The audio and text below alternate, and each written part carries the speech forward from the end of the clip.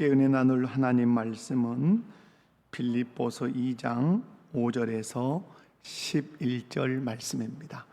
빌립보서 2장 5절에서 11절 말씀을 제가 봉독해 드리겠습니다. 너희 안에 이 마음을 품으라.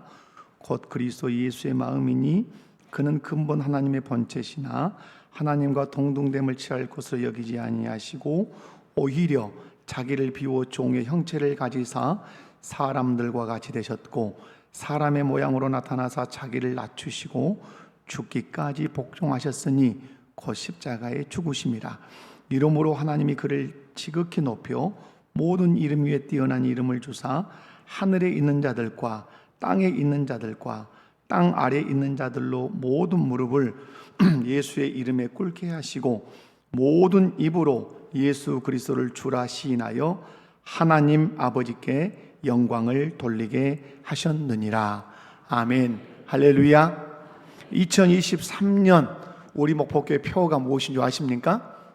자, 시작. 하나님 나라로 옮겨진 백성들아, 자기 십자가를 지고 예수님을 따르자. 아멘. 여러분, 올 한 해 끝까지 내가 하나님 나라로 옮겨진 백성인 것을 인정하시고 자기 십자가 지고 예수님을 따라가는 우리 모든 성도들 되시기를 주님의 이름으로 축원합니다. 예수 그리스도를 믿고 하나님 나라 백성이 된 사람들은 자기를 부인하고 자기 십자가를 지고 누구를 따라야 합니까? 예수님을 따라야 합니다. 이것이 신앙 생활입니다. 그런 의미에서 우리 모든 성도님들은 내가 져야 할 사명의 십자가가 무엇인지 정확하게 인식하고 그 십자가를 지고 묵묵히 사람을 따르는 것이 아니라 세상을 따르는 것이 아니라 예수님을 따르며 승리하시기를 주님의 이름으로 축원합니다. 그렇다면 예수님은 어떤 자세로 십자가를 지셨냐 하는 것입니다.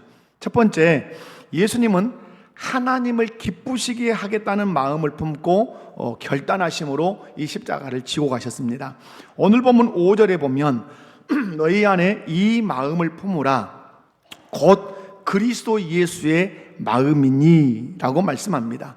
여기서 마음을 품다 라고 하는 말은 전념하다, 한 방향을 바라본다, 어떤 생각을 끌어안고 그곳을 향해 나간다, 이런 여러 가지 의미가 있습니다. 여러분, 그렇습니다. 예수님은 하나님이 기뻐하시는 일을 하기 위해서 여러분 어떤 마음을 품었단 말이에요. 전념하기 위해서 그 마음을 품고 결단했어요. 그리고 하나님을 기쁘시게 하기 위해서 그 방향을 바라보고 가셨어요. 그런 의미에서 오늘 예수님이 마음을 품었다는 말은 의지를 표현하는 것입니다. 그러므로 신앙생활의 꽃은 무엇으로 피운다?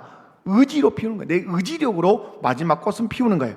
우리 인생도 어떤 마음을 품고 어떤 방향을 바라보고 걸어가느냐에 따라서 삶의 열정도 달라지고 삶의 방향도 달라지는 것입니다. 구약 성경을 보면 노아라고 하는 사람이 나오는데, 노아라고 하는 이 사람은 하나님께서 방주를 지으라고 하는 그 말씀, 그 사명을 듣고 나서 그는 그 방주 짓는 것을 마음에 품고 그 방향을 향해서 나아갔습니다. 사람들은 비웃었습니다. 홍수로 이 세상이 망한다, 그래서 나는 방주를 짓는다, 이런 말을 할 때 사람들이 비웃었어요.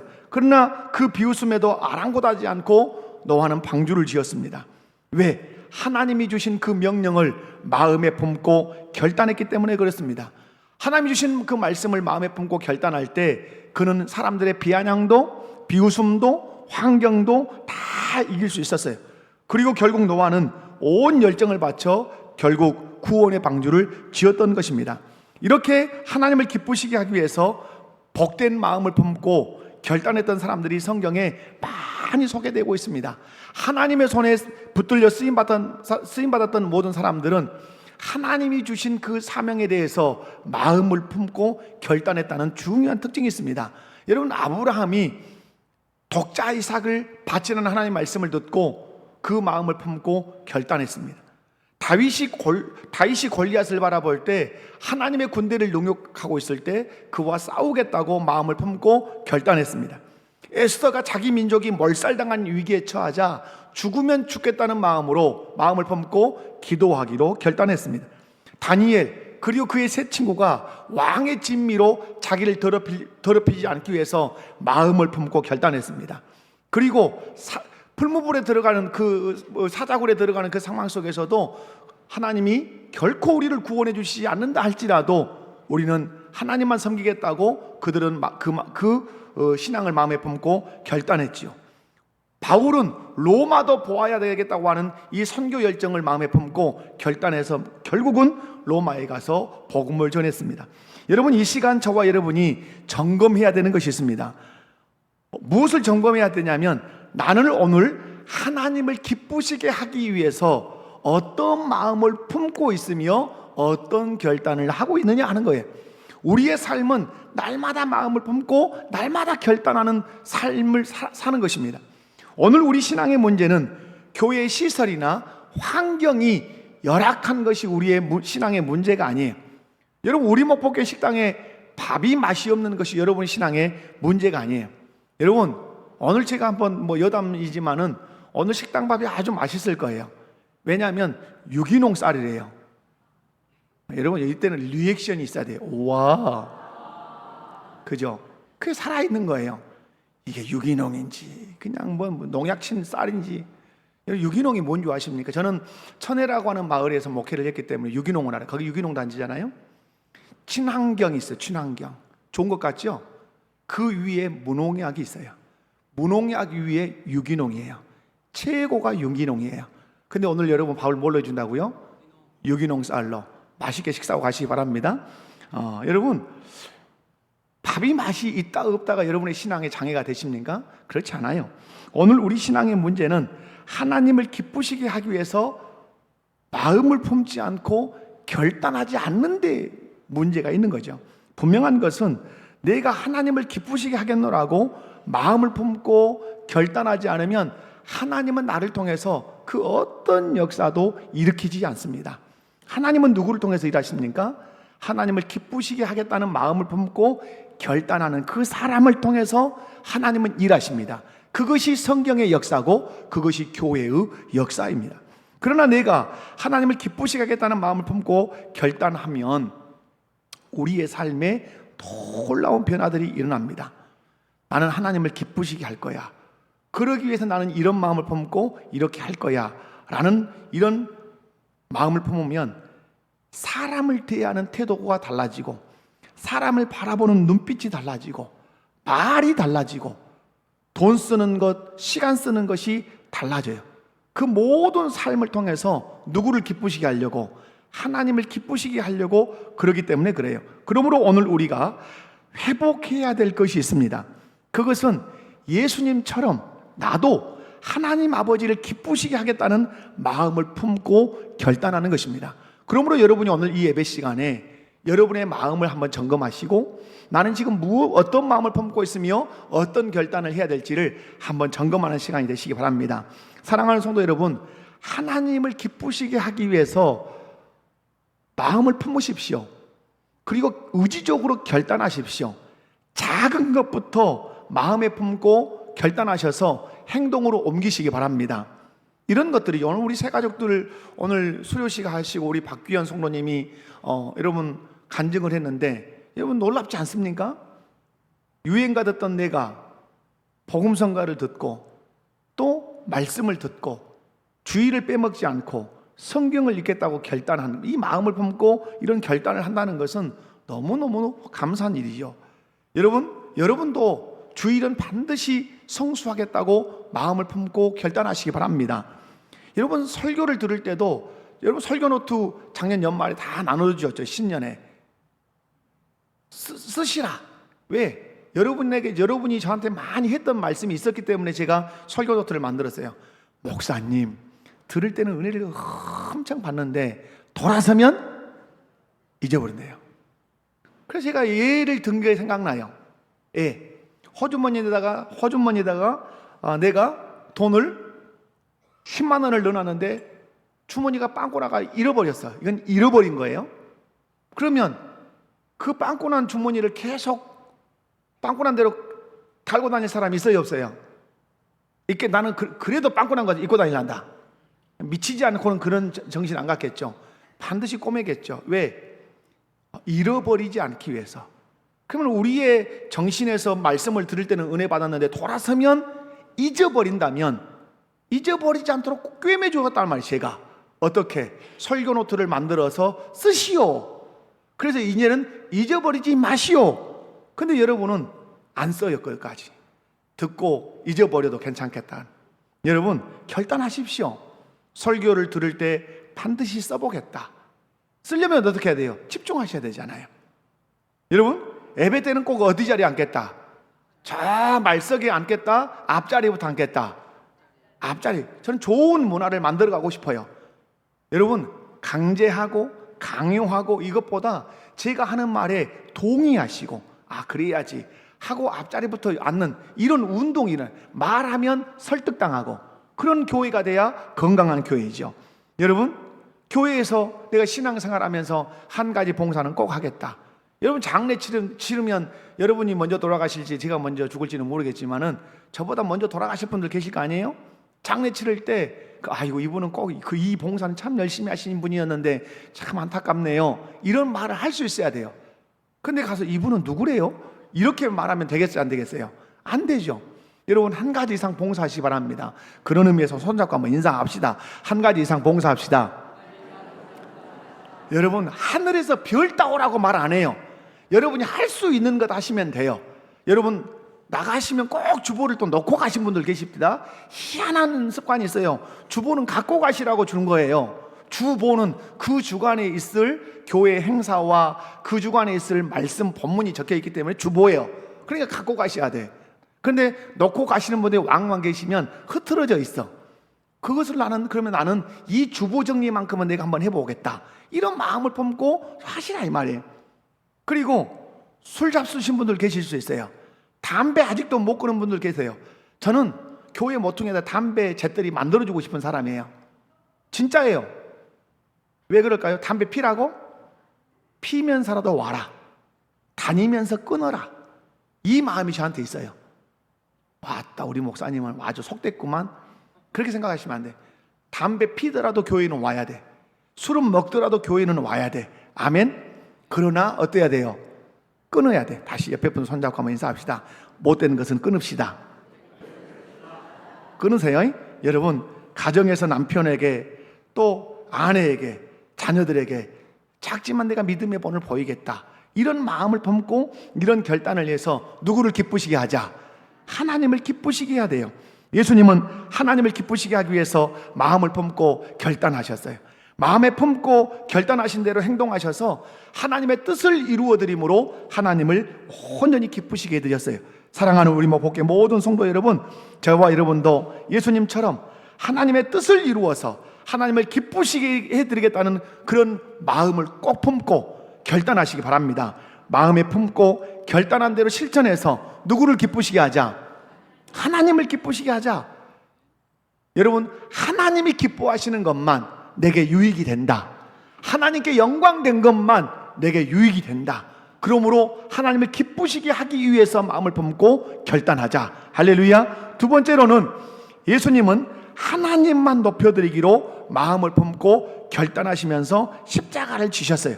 오늘 보면 6절을 보면 그는 근본 하나님의 본체시나 하나님과 동등됨을 취할 것으로 여기지 아니하셨다. 이렇게 말씀해요. 바울은 예수님을 소개할 때 근본 하나님의 본체 이렇게 소개했어요. 근본 하나님의 본체라는 말은 쉬운 말로 예수님도 누구시다? 하나님이시다. 이런 뜻이에요. 하나님은 한 분이십니다. 한 분 안에 성부, 성자, 성령 삼위가 존재하십니다. 삼위로 존재하신 성자 하나님은 성부 하나님과 성령 하나님과 그 영광과 권능이 동등하십니다. 결코 삼위 하나님은 우려율이 없어요.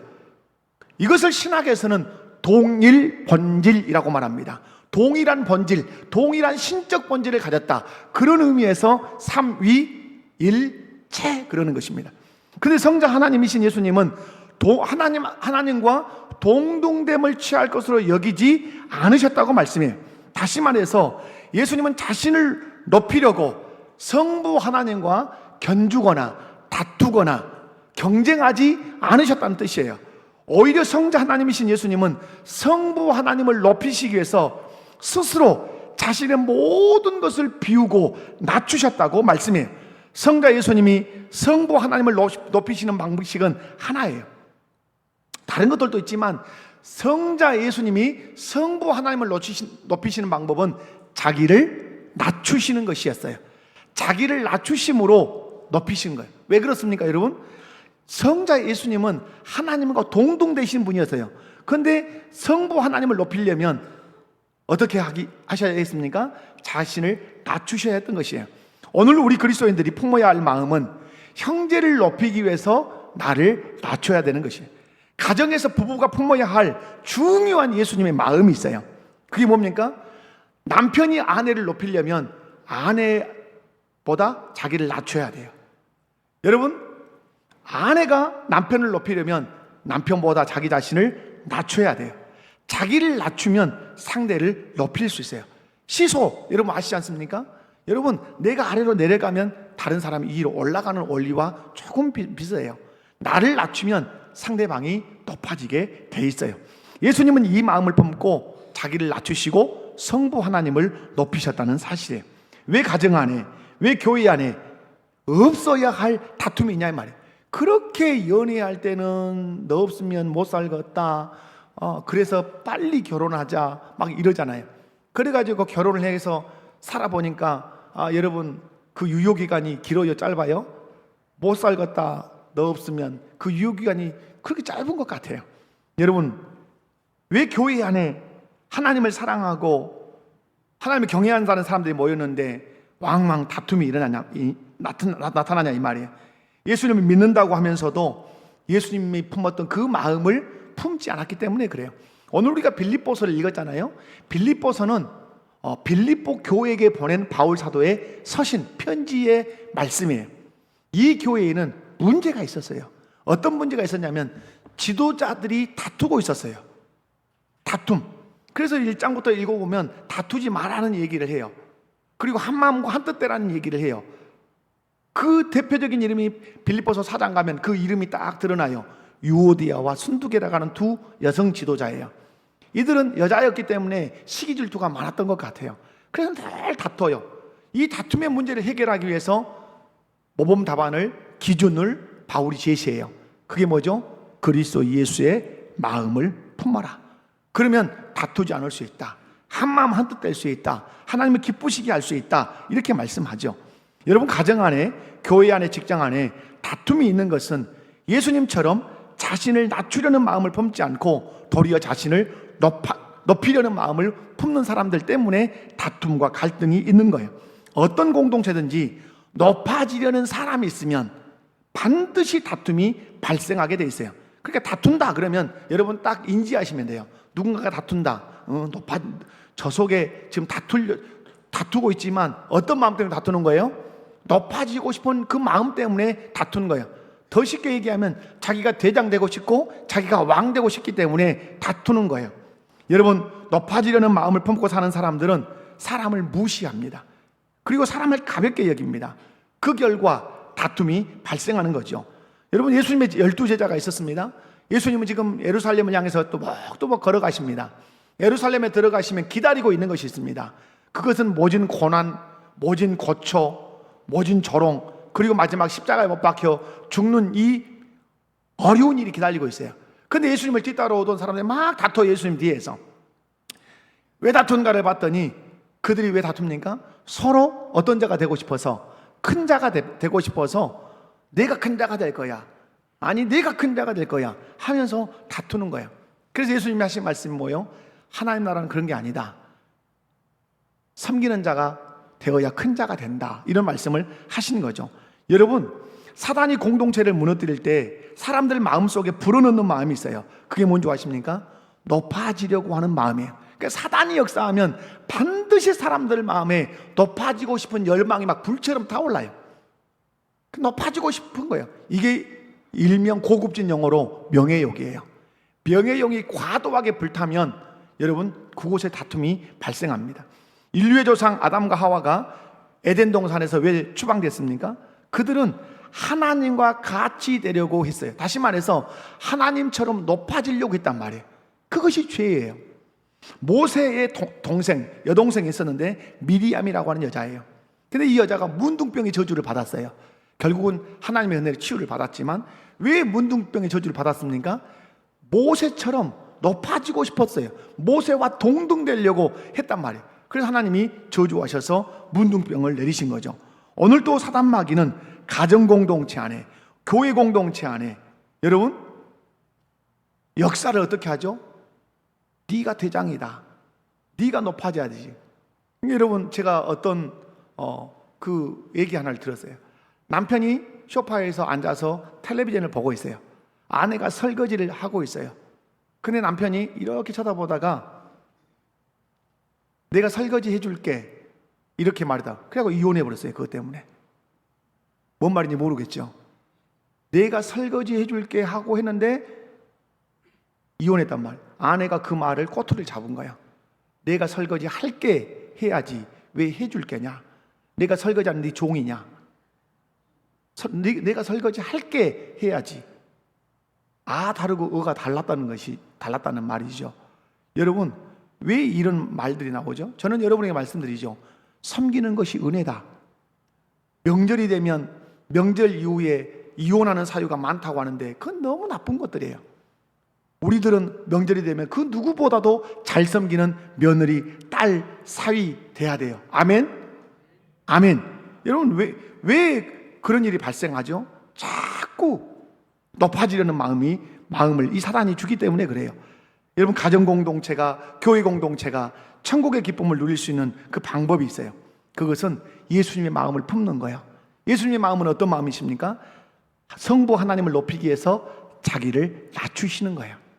여러분, 그리스도인은 사람 앞에서 자기를 낮출 줄 아는 사람이 그리스도인이에요. 내가 누군가를 존중하고 나보다 더 낫게 여기려면 반드시 자신을 낮추는 마음을 가지셔야 돼요.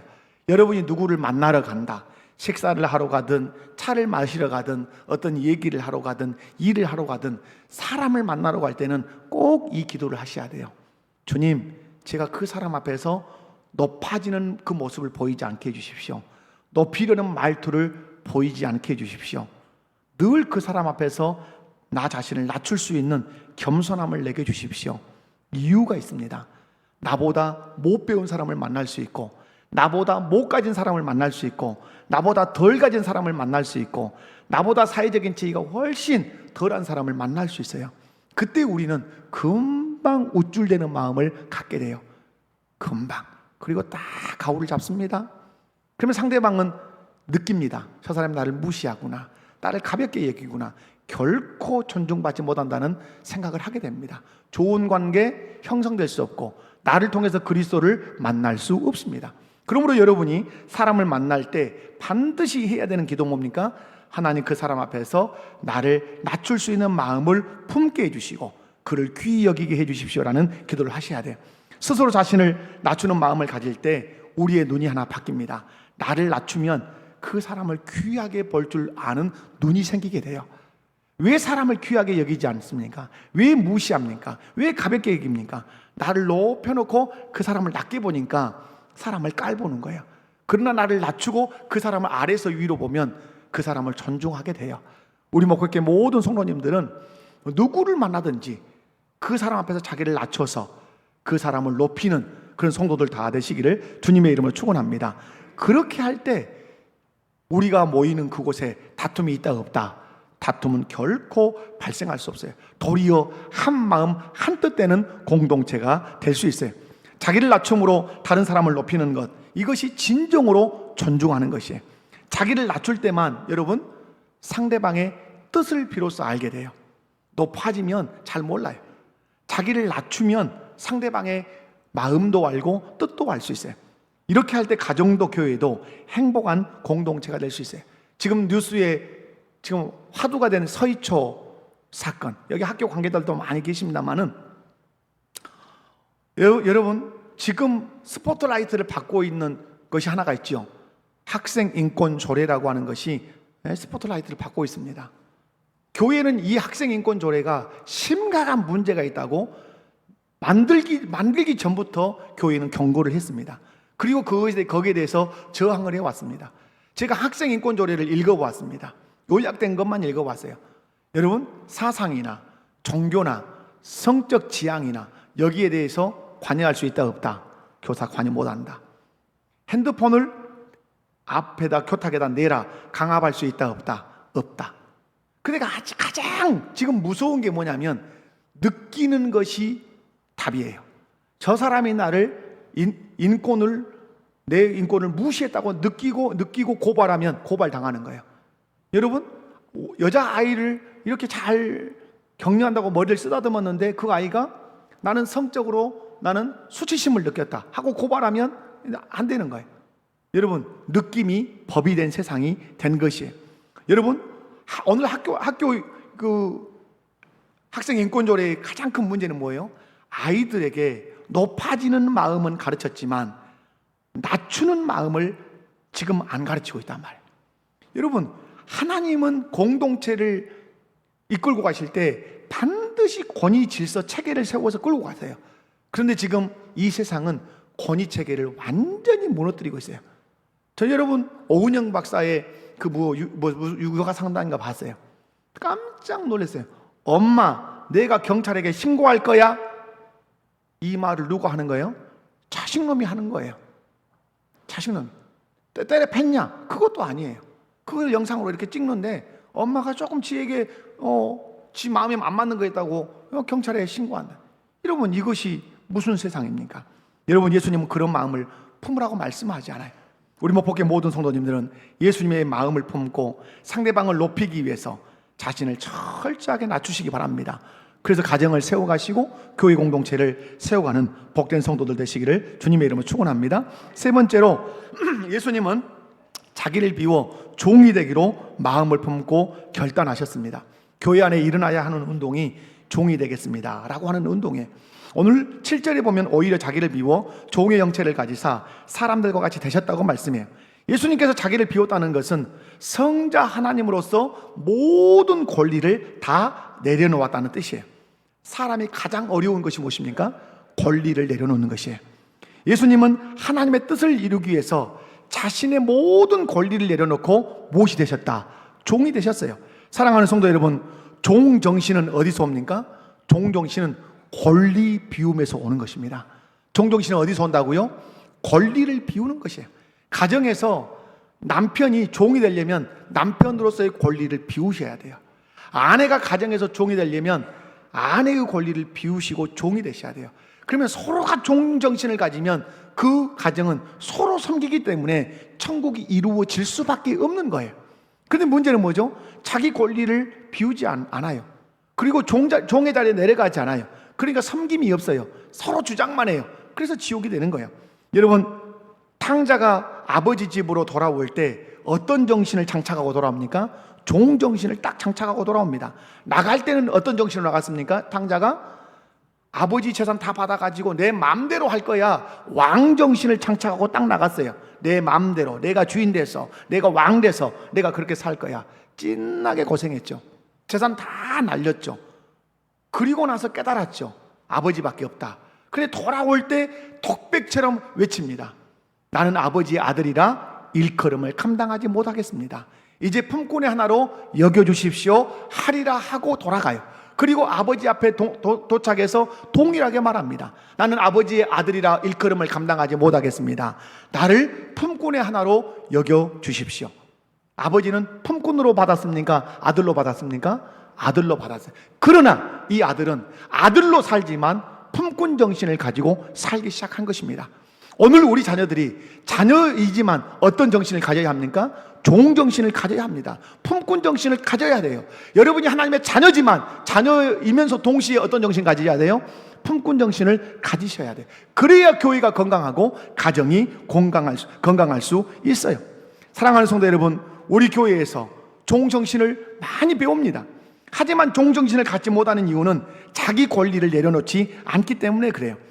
여러분, 오늘 제가 일부 예배 때도 말씀드렸어요. 모든 예배 시간 다 참석하시라. 여러분, 예수 믿는 사람이라면 모든 예배 시간 참석해야 돼요? 주일 2부만 참석해야 돼요? 한번 대답을 야물딱지게 해봐요. 하나님 앞에서. 여러분이 예수 그리스도를 믿는 사람이라면 오늘 저녁 예배, 수요 예배가 있어요. 모든 예배 다 참석해야 돼요. 그냥 참석하고 싶으면 하고 말면 말고 해요. 모든 다 참석해야 되죠. 그렇게 제가 강조해요. 주일 2부 예배 때 하나님은 하나님이고, 주일 예배 때, 주일 밤 예배 때는 하나님이 임재 안 하시냐, 수요 예배 때는 하나님이 임재 안 하시냐, 동일한 하나님인데 왜 그렇게 예배를 드리시냐, 제가 이렇게 얘기하죠. 그리고 세게 제가 한번 얘기한 적이 있어요. 기억하실란가 몰라요. 부끄러운 줄 아십시오. 뭘 아십시오? 부끄러운 줄 아십시오. 예배 드려야 할 그리스도인이 예배의 자리를 빠지고 다른 데서 밥 먹고 다른 데서 취미생활하고 있다면 부끄러운 줄 아십시오. 학생이 학교 갈 시간에 학교 가지 않고 다른 데서 뭐 하고 있으면 학생이 부끄러운 줄 알아야 되는 것처럼 부끄러운 줄 아셔야 되지 않습니까? 이렇게 제가 이 연사가 강력하게 여러분에게 외쳤습니다. 여러분, 예배는 강조할 것도 아니고 강요할 것도 아니에요. 광고할 것도 아니에요. 너무나 당연한 거예요. 근데 여러분이 예배를 참석하지 않은 이유가 뭘까요? 순종하지 않은 이유? 순종의 반대말이 뭐예요? 품성에서 아시는 분, 순종의 반대 고집이에요. 고집. 따라서요. 순종의 반대는 고집이다. 왜 고집을 부릴까요? 자기 뜻대로 하겠다는 거예요. 왜 자기 뜻대로 한다는 걸까요? 내가 주인이란 뜻이에요. 결국 찾아가 보면 자기가 왕의 자리에 딱 앉아 있어서 고집을 부려요. 누구의 말씀까지 거여가면서 하나님의 말씀까지 거여가면서.